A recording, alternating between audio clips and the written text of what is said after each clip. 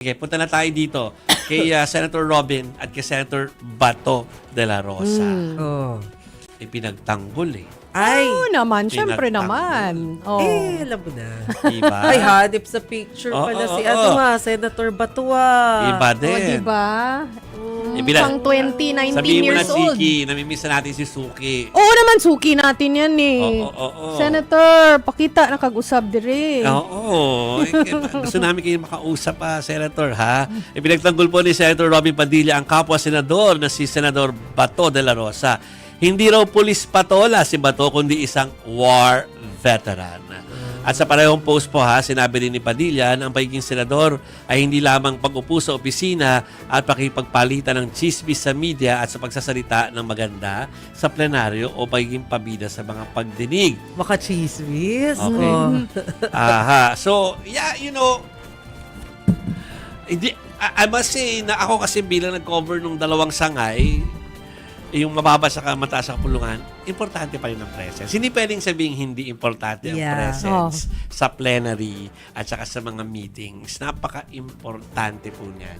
Kaya yung bawat boto ng isang lawmaker, napaka-importante niyan, lalo sa mga tinatalakay. Correct. So we understand na yung staff niya is continuously working. Oh, tuloy-tuloy naman na ang opisina niya. We commend them for doing that job.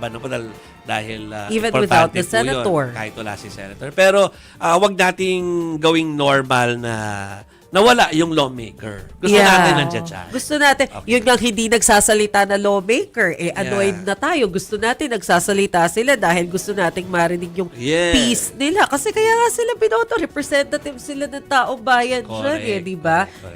All the more yung hindi natin nakikita. Sabi nga natin, suki natin si Senator Bato dito. Sana magsalita rin si Senator. Kinai-insulto din siya Congresswoman Laila De Lima kung parang kino-compare siya doon yung sitwasyon niya. Kasi sabi niya, wala naman akong choice dati. Nasa kulungan ako.